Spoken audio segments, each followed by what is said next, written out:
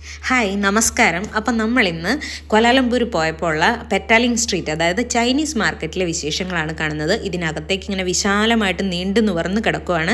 നല്ല വെയിലായിരുന്നു. അപ്പോൾ അതുകൊണ്ട് തന്നെ നമ്മളൊരു ജ്യൂസ് കുടിച്ചിട്ട് സ്റ്റാർട്ട് ചെയ്യാമെന്ന് ഓർത്തിട്ട് ആദ്യം തന്നെ പോയി രണ്ടുപേരും ഓരോ ഫ്രഷ് ജ്യൂസസ് എടുത്തു. അപ്പോൾ റേറ്റൊക്കെ വലിയ കൂടുതലൊന്നുമില്ല, എന്നാൽ ചൈനീസ് മാർക്കറ്റ് ആയതുകൊണ്ട് റേറ്റ് കുറവൊന്നുമില്ല കേട്ടോ. പക്ഷേ ഫ്രഷ് സാധനം നമുക്ക് കിട്ടും.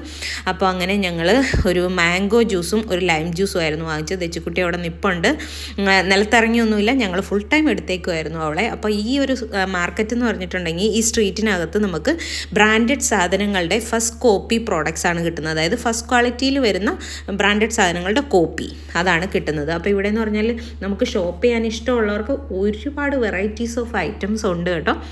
നമുക്കൊന്നും വലിയ ഷോപ്പിംഗ് ക്രൈസ് ഒന്നും ഇല്ലായിരുന്നു. പിന്നെ നമ്മുടെ പോക്കറ്റും കാലിയായിരുന്നുകൊണ്ട് ഒരുപാടൊന്നും ഷോപ്പ് ചെയ്തില്ല.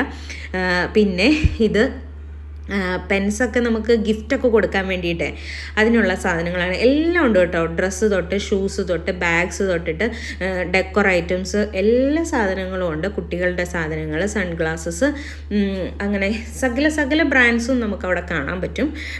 മെൻസിൻ്റെ ആണെങ്കിലും ലേഡീസിൻ്റെ ആണെങ്കിലും വാച്ചസ്, വെറൈറ്റി ഓഫ് വെറൈറ്റീസ് എല്ലാം പലരും നടത്തുന്ന ഷോപ്പുകളാണ്. കുഞ്ഞു ഷോപ്പ്, നമുക്കിടെ ഇവിടുത്തെ പെട്ടിക്കട തട്ടുകടയൊക്കെ പോലെ അത്ര ഉള്ള ഒരു ഇതേ ഉള്ളൂ ഒരാളുടെ ഷോപ്പിന്. പക്ഷേ അതിനകത്ത് ഇഷ്ടം പോലെ സാധനങ്ങൾ വേണം നമുക്ക് ചൂസ് ചെയ്ത് അല്ലെങ്കിൽ സെലക്ട് ചെയ്ത് എടുക്കാൻ വേണ്ടിയിട്ട്. ഇത് ലേഡീസിൻ്റെയാണ് വാച്ചസ് കാണുന്നത്. ഇത് പല രീതിയിലുള്ളതുണ്ട്. പിന്നെ ഓർണമെൻറ്റ്സ് ഐറ്റംസ് ഉണ്ട്, ഗോൾഡ് അല്ലാത്ത ടൈപ്പ്.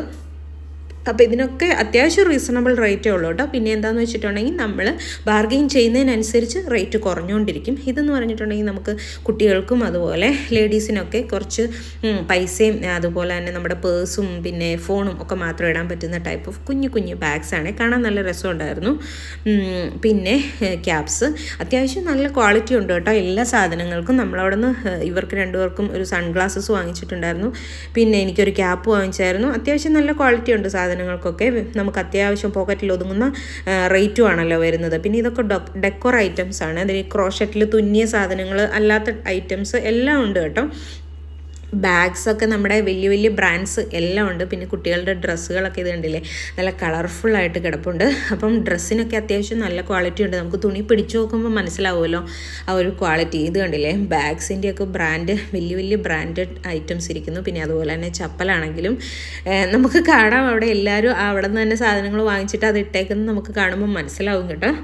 പിന്നെ നമ്മൾ പോയതെന്ന് പറഞ്ഞിട്ടുണ്ടെങ്കിൽ ഒരു ചൈനീസ് ടെമ്പിളായിരുന്നു. അപ്പം ഈ ഒരു ടെമ്പിള് 150 വർഷത്തോളം പഴക്കം ഉണ്ടെന്നാണ് പറഞ്ഞേക്കുന്നത്.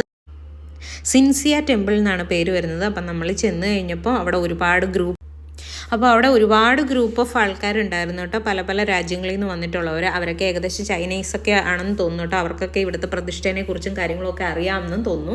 നമുക്ക് എന്തായാലും കണ്ടിട്ട് കാര്യമായിട്ടൊന്നും മനസ്സിലായില്ല. പിന്നെ അവിടുത്തെ പ്രതിഷ്ഠ എന്താണെന്ന് വെച്ചാൽ ഈ കാണാൻ പോകുന്നതാണ് കേട്ടോ.